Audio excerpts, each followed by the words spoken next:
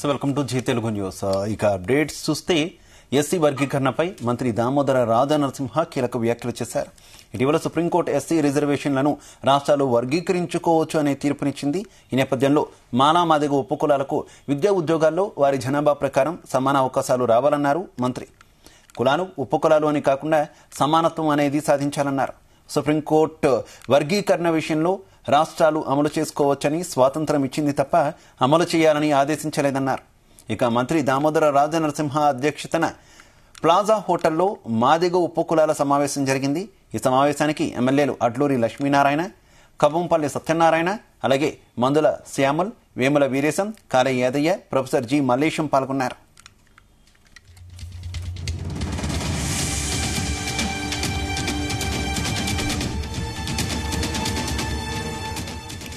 మరోవైపు ఏఐసీసీ కార్యదర్శి మాజీ ఎమ్మెల్యే సంపత్ కుమార్ నివాసంలో ఈ రోజు సమావేశం కావడం జరిగింది. తెలంగాణలో ఎస్సీ వర్గీకరణ జనాభా దామాషా ప్రకారం జరగాలి, మాదిగలకు న్యాయం జరగాలి, కానీ మాదిగలకు మాదిగ ఉపకులాలకు అన్యాయం చేసే ప్రయత్నం జరుగుతుందన్నారు సంపత్ కుమార్.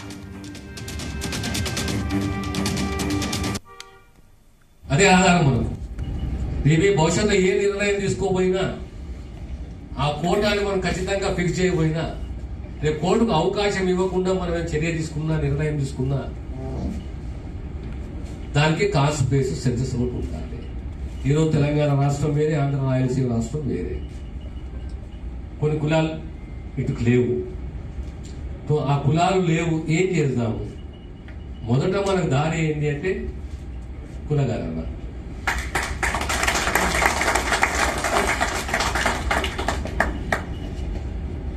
రెండవది, మీరు ఈ నాయకుడు ఆ నాయకుడు కాదు, ఆ జాతికి నాయకత్వం వహిస్తున్నా ఎవరైనా మీరు ముందుకు రండి. ఒక కమిటీని ఏర్పాటు చేసుకొని మీతో గంట కాదు 4 గంటలు చర్చిస్తాం. రేపు పొద్దున మనము ఓ 10 రోజుల తర్వాత ప్రభుత్వానికి ఓ నివేదిక మన అడ్వకేట్లు కూర్చోబెట్టుకున్నాం. ప్రభుత్వానికి ఒక మా తరపున రిప్రజెంటేషన్, మంత్రిగా వేరే మీతో సహా ఓ రిప్రజెంటేషన్, అయ్యా పలానా కుల చరిత్ర ఇది ఉన్నది, వాళ్ళ వృత్తి ఇది, వాళ్ళకి అనుబంధ కులం ఇది, వాళ్ళ జనాభా ఇది, వాళ్ళ ఆర్థిక పరిస్థితి ఇది, వీళ్ళు ఎట్లా అడ్జస్ట్ చేస్తే వీళ్ళు సుభిక్షంగా సెక్యూరిటీ తోటి ఆర్థికంగా సామాజికంగా గుర్తింపుతోటి ఎదుగుతారు.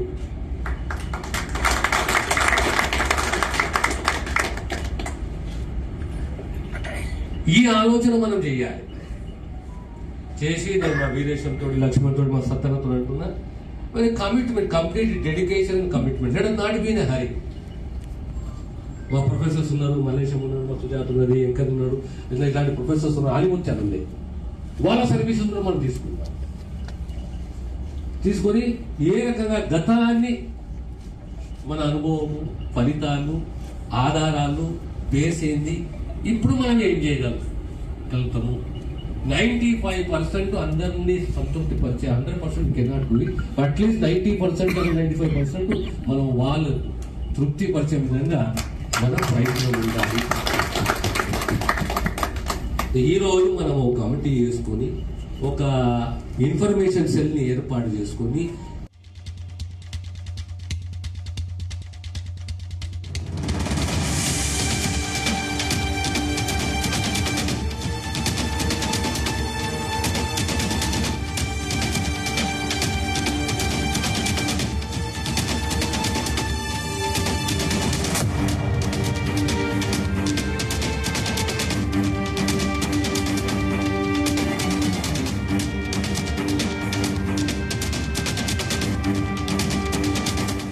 ఎస్సీ వర్గీకరణపై మంత్రి దామోదర రాజనరసింహ కీలక వ్యాఖ్యలు చేశారు. ఇటీవల సుప్రీంకోర్టు ఎస్సీ రిజర్వేషన్లను రాష్ట్రాలు వర్గీకరించుకోవచ్చు అనే తీర్పిచ్చింది.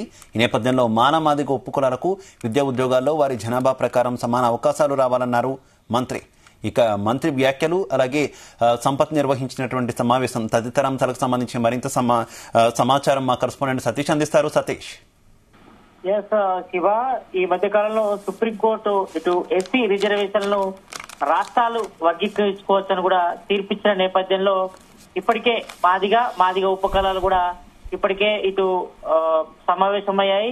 అయితే మాదిగ కులాలకు సంబంధించిన సమానత్వం తీసుకురావాలని కూడా వాళ్ళు భావిస్తున్నారు. ఈ నేపథ్యంలోనే ఒక కమిటీ వేసుకొని ఇచ్చే రిపోర్ట్ ను కూడా ముఖ్యమంత్రి రేవంత్ రెడ్డి కూడా ప్రజెంటేషన్ చేయాలని కూడా నిర్ణయించారు. ఈ నేపథ్యంలో ఇప్పటికే ఇటు బేగంపేట్ టూరిజం ప్లాజాలో కూడా ఇప్పటికే ఒక సమావేశం నిర్వహించారు. ఈ సమావేశం కూడా మంత్రి దామోదర రాజనరసింహ అధ్యక్షతన కూడా జరిగింది.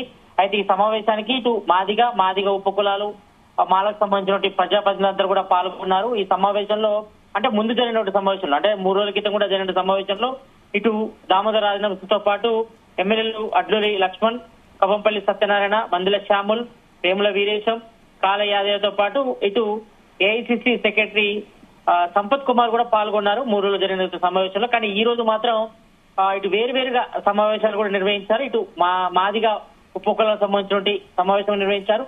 అయితే ఈ 2 కమిటీలు కూడా ఏర్పరచాలని కూడా నిర్ణయం చేస్తుంది. అయితే వేరువేరుగా ప్రజెంట్ అయితే మాత్రం ఇటు మంత్రి దామోదర రాజనరసింహ కూడా ఒక కమిటీ తీసుకోవాలని కూడా నిర్ణయించారు. ఈ నేపథ్యంలో మొన్న జరిగినటువంటి 3 రోజుల క్రితం జరిగిన సమావేశాలు కూడా సంపత్ కుమార్ పార్టిసిపేట్ చేశారు. కానీ ఈ రోజు అధికంగా వేరువేరుగా ఇటు ఎస్సీ వర్గీకరణపై మరి సుప్రీంకోర్టు ఇచ్చిన తీర్పు నేపథ్యంలో మరి ఏ రకంగా ముందుకెళ్లాలి, ఇటు ఎస్సీ రిజర్వేషన్లు ఏబిసిడి సంబంధించిన వర్గీకరణ చేసుకోవచ్చని కూడా రాష్ట్రాలకు కూడా స్వేచ్ఛనిచ్చిన సుప్రీంకోర్టు కాబట్టి ఈ నేపథ్యంలో మరి ఏ రకంగా ఉండాలనిపై కూడా ఈ రోజు నిర్ణయం తీసుకోవాలని కూడా ఒక కమిటీ కూడా ఏర్పరిచి మరి సీఎం రేవంత్ రెడ్డి కూడా దృష్టికి తీసుకెళ్లాలని భావించారు. ఎందుకంటే ఇప్పటికే సీఎం రేవంత్ రెడ్డి కూడా అసెంబ్లీలో కూడా అనౌన్స్ చేశారు. దీనిపై కూడా చర్చ కూడా చేశారు. ఇటు ఎస్సీ వర్గీకరణ సంబంధించి ఎలా చేయాలనిపై కూడా కాబట్టి త్వరలోనే ఇదంతా కూడా చేసి తీరుతామని చెప్పారు. కాబట్టి మరి ఏ రకంగా ముందుకెళ్లాలి మరి దామాషా ప్రకారం అంటే ఈ రోజు దామోదర రాజనరసింహ మాట్లాడినట్టు మాటలు చూస్తే మాత్రం ఇటు మాదిగ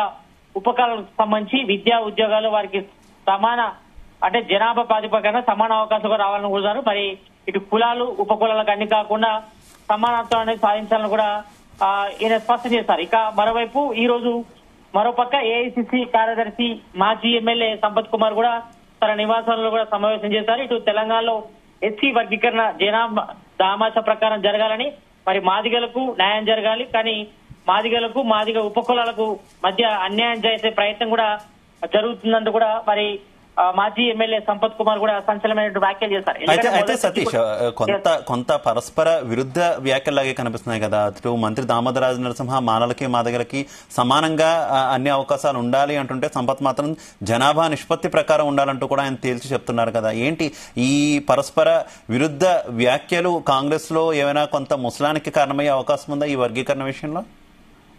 తప్పకుండా. ఎందుకంటే మొదటి నుంచి కూడా ఇప్పుడు తెలంగాణ కాంగ్రెస్ గవర్నమెంట్ ఏర్పడిన తర్వాత కూడా ఇటు మాదిగలకు సమిష్టి స్థానం కల్పించారు. ఎందుకంటే రిజర్వేషన్ ప్రకారం చూస్తే మాత్రం మొత్తం ఇటు ఎస్సీ రిజర్వేషన్లు 15% ఉన్నాయి. ఇందులో మాదిగలకు 7% కాగా మాలలకు 6% ఉన్నాయి. ఇటు రెల్లి కులాలకు సంబంధించి 1% ఉంది. మిగతా కులాలకు సంబంధించి కూడా 1% చొప్పున ఉన్నాయి. కాబట్టి ఇప్పుడు జనాభా ప్రాతిపదికన చూస్తే మాత్రం ఇటు మాదిగలే ఎక్కువగా ఉన్నారు, మాలలు తక్కువ ఉన్నారు. కాబట్టి ఈ నేపథ్యంలో మరి ఇప్పటి వరకైతే ఇటు రాజకీయమైన నేపథ్యంలో చూస్తే మాత్రం ఎక్కువగా మాలలకు ఎక్కువ అవకాశం వచ్చింది. కాబట్టి మరి మాదిగలకు రాలేదని కూడా పెద్ద ఎత్తున కూడా చర్చ నడుస్తుంది. ఎందుకంటే మొదటి నుంచి కూడా వీళ్ళు ఒకటే డిమాండ్ చేస్తున్నారు. మాదిగలంతా కూడా తమకు 12% రిజర్వేషన్లు పెంచాలని కూడా.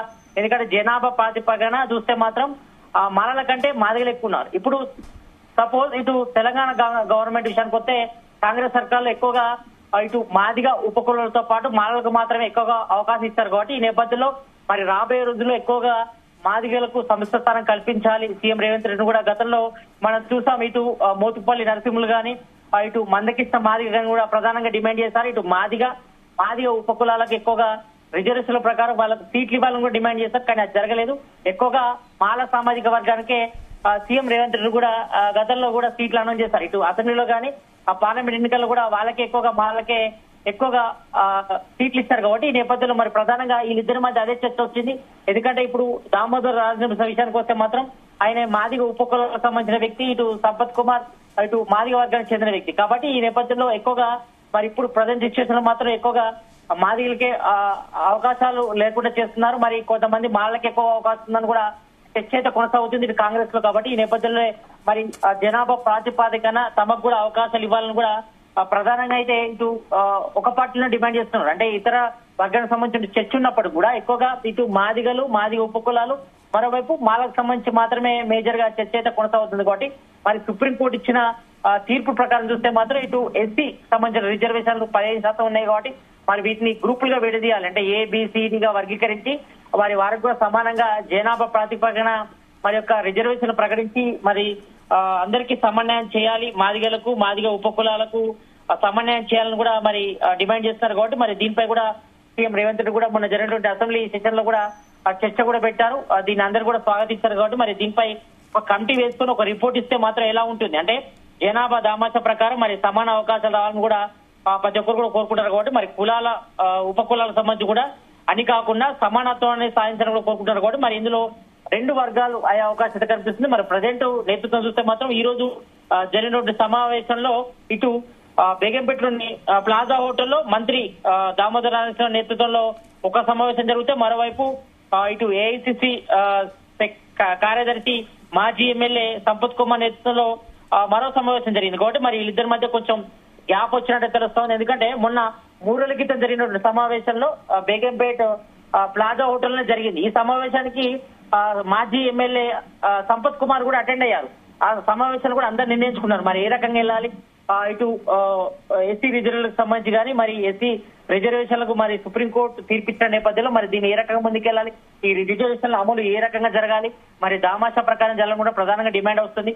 మరి మొదటి నుంచి కూడా ఎక్కువగా మాదిగలకు అవకాశం రాకుండా ఎక్కువగా మాలలకే అవకాశం ఉంది కాబట్టి మరి జనాభా దామాషా ప్రకారం అదేవిధంగా రిజర్వేషన్ల ప్రకారం మరి తమకు కూడా న్యాయం చేయాలని కూడా ప్రధానంగా మాదిగ ఉపకులాలు కూడా డిమాండ్ చేస్తున్నారు కాబట్టి ఈ నేపథ్యంలో మరి మొన్న 3 రోజుల క్రితం జరిగిన సమావేశంలో అందరూ కూడా ఏకాభిప్రాయం వ్యక్తం చేశారు.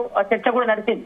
ఈ సమావేశంలో ఇటు సంపత్ కుమార్ తో పాటు ఇటు మంత్రి దామోదర రాజనరసింహతో పాటు ఇటు మోత్పల్లి నరసింహులు అదేవిధంగా కాంగ్రెస్ సంబంధించిన ఎమ్మెల్యేలంతా కూడా మాదిగ ఉపకులకు సంబంధించిన ఎమ్మెల్యేలంతా కూడా పాల్గొన్నారు. మరి ఒక ఏకాభిప్రాయం వచ్చినప్పుడు కూడా మరి ఈ రోజు జరిగినటువంటి సెకండ్ మీటింగ్ లో మాత్రం కొంచెం భేదాభిప్రాయం ఉన్నట్టుగా తెలుస్తా ఉంది. ఇటు దామోదర రాజనరసింహను మరోవైపు ఇటు ఏఐసిసి కార్యదర్శి సంపత్ కుమార్ మరి వీళ్ళు వేరువేరుగా సమావేశం పెట్టుకున్నారు కాబట్టి కొంచెం అంతర్గతంగా చర్చ అయితే కొనసాగుతుందని చెప్పుకోవచ్చు. కాంగ్రెస్ లో మరి మొదటి నుంచి కూడా ప్రధానంగా ఇటు మాదిగ ఉపకులాలకు కొంచెం అన్యాయం అయితే జరుగుతుందని కూడా ప్రధాన చర్చ జరుగుతుంది. ఎక్కువగా ఇటు మాలలకు మాత్రమే ఎక్కువగా అవకాశాలు వస్తున్నాయి. మరి రాజకీయ పరంగా మరి అన్ని రిజర్వేషన్ల ప్రకారం చూసినా కూడా ఎక్కువగా రిజర్వేషన్ల ప్రకారం మరి మాదిగలకు 7% రిజర్వేషన్ ఉన్నప్పటికీ ఇటు మాలలకు 6% రిజర్వేషన్ ఉన్నప్పటికీ మాత్రం మరి రాజకీయ పరంగా మాత్రం ఎక్కువగా మాలలకు మాత్రమే అవకాశం ఇస్తున్నారు. మరి మాదిగలకు అవకాశం దక్కట్లేదంటూ కూడా కొంచెం చర్చ అయితే కొనసాగుతుంది కాబట్టి ఈ నేపథ్యంలో మరి ఈ రోజు ఇటు మంత్రి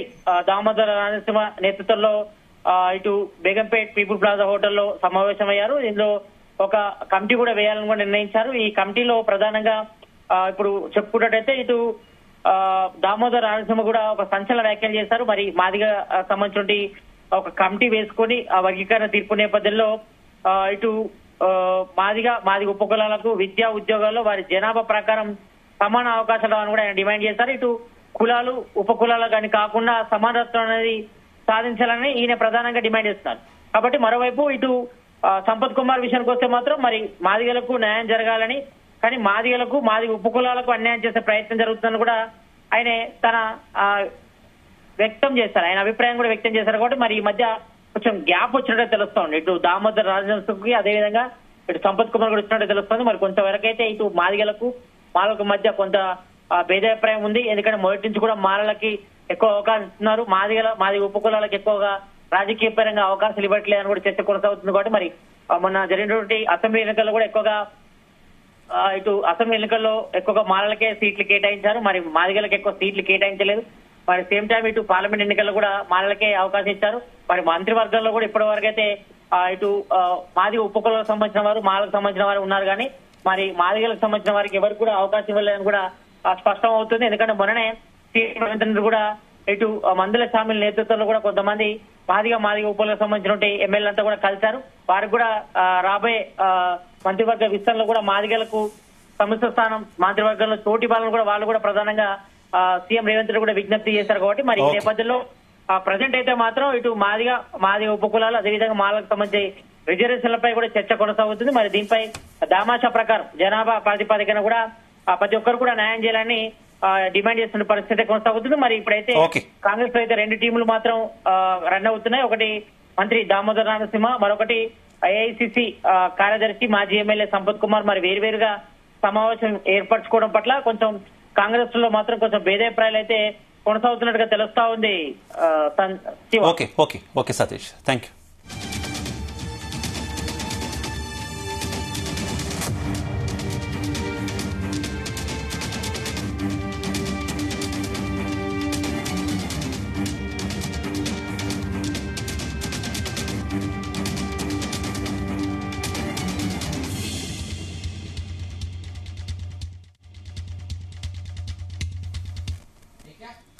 నిజాం కళాశాలలో యూజీ విద్యార్థులకు 100% హాస్టల్ కేటాయించాలని గత 5 రోజుల నుంచి కొనసాగుతున్నటువంటి నిరసన కార్యక్రమం చీకటైనా కూడా విద్యార్థులు విరమించడం లేదు. కళాశాల అడ్మినిస్ట్రేషన్ ఏమాత్రం విద్యార్థులకు సహకరించకుండా యూజీలో 50%, పీజీలో 50% కేటాయిస్తామని సర్క్యులర్ విడుదల చేయడం జరిగింది. దీంతో తమ హాస్టల్ తమకే 100% కేటాయించాలని కళాశాలలో ఆవరణలో తమ నిరసన కొనసాగిస్తున్నారు విద్యార్థులు. నిజాం కాలేజ్ గడ్డరా, we want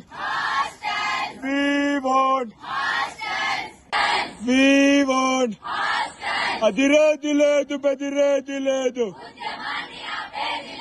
అదిరేది లేదు బెదిరేది లేదు, అదిరేది లేదు బెదిరేది లేదు. నిజాం కాలేజ్ గడ్డరా, నిజాం కాలేజ్ గడ్డరా, we want నిజాం కళాశాల బాలికలని మేము గత 5 రోజులుగా మా హాస్టల్ సమస్య గురించి పోరాటం చేస్తూనే ఉన్నాం. ఇంతవరకు మా పోరాటం మీద స్పందించిన గవర్నమెంట్ ప్రభుత్వం లేదు, మా సార్లు కూడా లేదు, కనీసం మా ప్రిన్సిపల్ కూడా ఇంతవరకు మాతో మాట్లాడింది లేదు. ఇంతమంది ఆడబిడ్డల ఆవేదన మీకు అర్థం కావట్లేదా? ఎక్కడ ధర్మం చేస్తారు? ఈ ఆడబిడ్డలకే జరగట్లేదు అసలైన న్యాయం, ఇంకెక్కడుంది ప్రభుత్వం?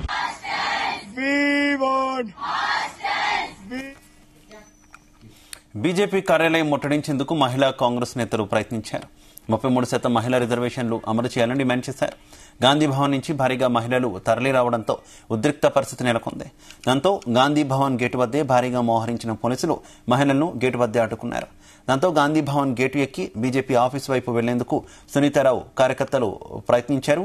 వారి ప్రయత్నాన్ని పోలీసులు అడ్డుకోవడంతో నినాదాలు చేశారు. నారీ న్యాయ్ హక్కు సాధించే వరకు పోరాటం చేస్తామన్నారు. మహిళలకు చట్టసభలో 33% రిజర్వేషన్లు అమలు చేయాలని సునీతారావు డిమాండ్ చేశారు.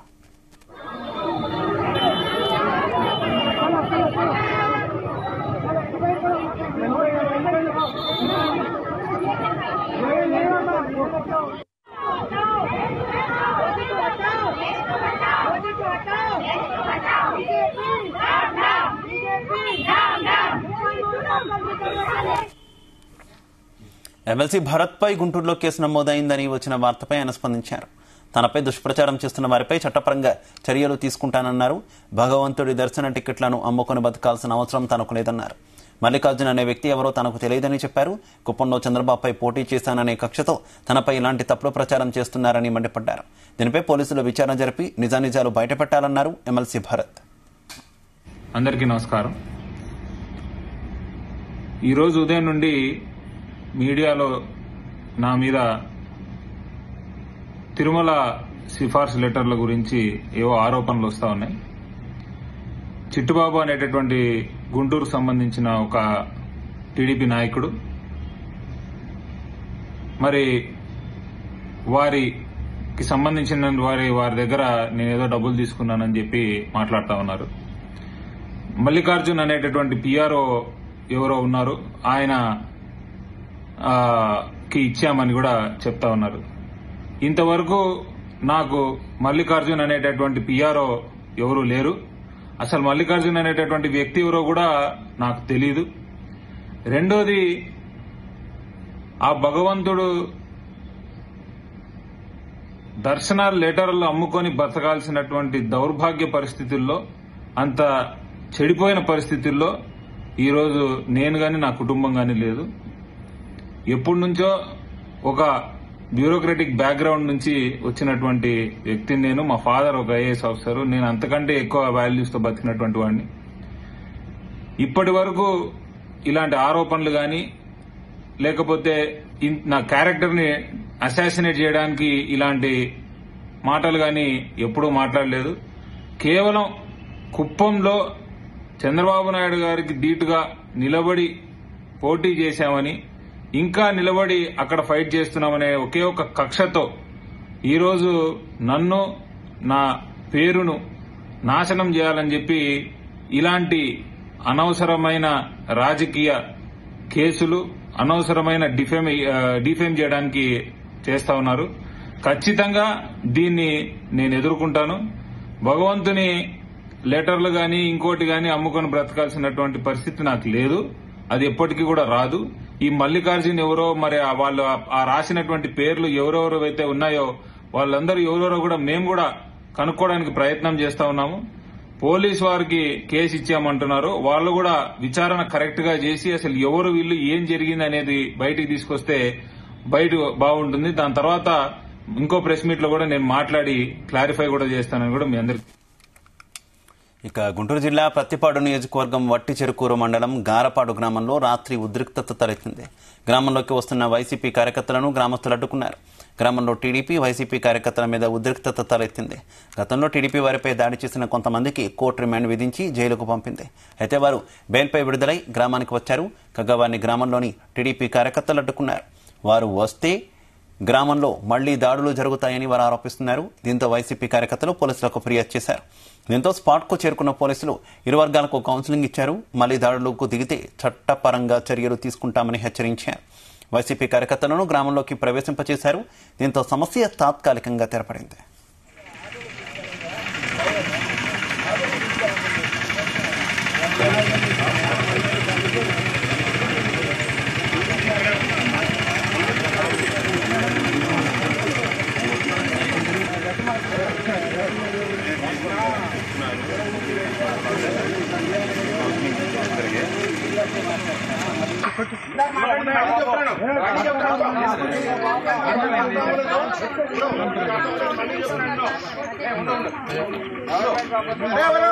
గవర్నమెంట్ ఏమి లేదా దాంట్లో భాగం ఏమి లేదు. నీకు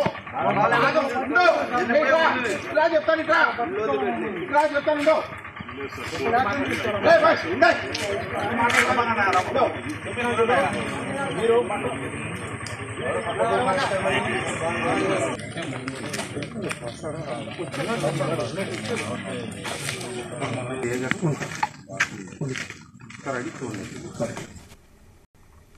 ఇక కూటమి ప్రభుత్వం ఏర్పడిన తర్వాత రాష్ట్రంలోని ప్రాజెక్టులన్నీ జలకళ సంతరించుకున్నాయని ఎమ్మెల్యేలు భాష్యం ప్రవీణ్, శ్రీరామ్ తాతయ్య అన్నారు.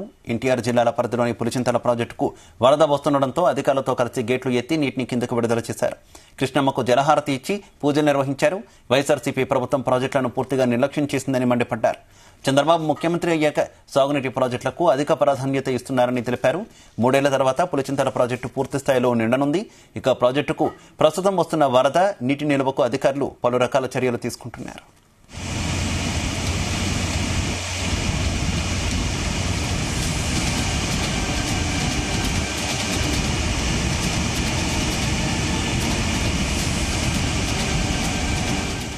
ఎగువ నుంచి 3 లక్షల క్యూసెక్ల వరద పులిచింతల్లోకి వచ్చి చేరుతుంది. పులిచింతల ప్రాజెక్టు పూర్తి నీటి నిల్వ 45 టీఎంసీలు కాగా ప్రస్తుతం నీటి నిల్వ 30 టీఎంసీలకు చేరింది.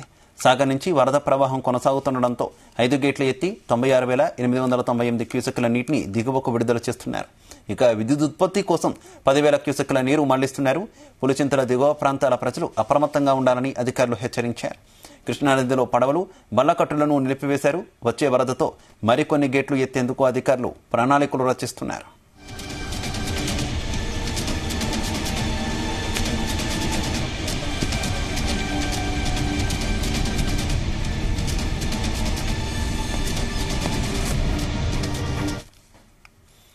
ఇక బంగాళాఖాతంలో ఏర్పడిన అల్పపీడన ధోని ప్రభావంతో మహబూబాబాద్ జిల్లాలో ఎడతెరిపి లేకుండా వర్షాలు కురుస్తున్నాయి. భారీ వర్షాలతో పెసరబండ తండాలోని ప్రాథమిక పాఠశాలలోకి వర్షం నీరు చేరి పాఠశాల జలమయంగా మారింది. పాఠశాల ఆవరణలో తరగతి గదుల్లోకి నీరు చేరడంతో తరగతులు నిర్వహించడం ఇబ్బందికరంగా మారింది. విద్యార్థులు అవస్థలు పడి పాఠశాల నుంచి ఇంటికి తిరిగి వెళ్లిపోయారు. ఇక పాఠశాల అంతా జలమయంగా మారడంతో ఉపాధ్యాయులు, విద్యార్థులు పాఠశాలల్లోకి వెళ్లలేని పరిస్థితి నెలకొంది. నీరు నిల్వ ఉంటే రోగాల బారిన పడతామని ఆందోళన వ్యక్తం చేస్తున్నారు. సంబంధిత అధికారులు స్పందించి వర్షం నీటిని త్వరగా తొలగించాలని స్థానికులు కోరుతున్నారు.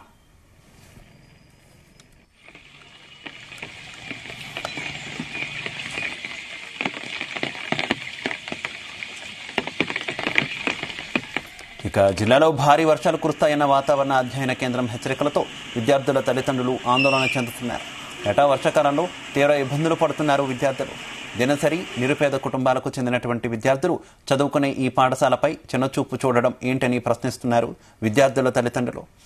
ఇక అధికారులు స్పందించి త్వరగా నీటిని క్లియర్ చేసి విద్యార్థులు తరగతులకు హాజరయ్యేలా చూడాలని డిమాండ్ చేస్తున్నారు.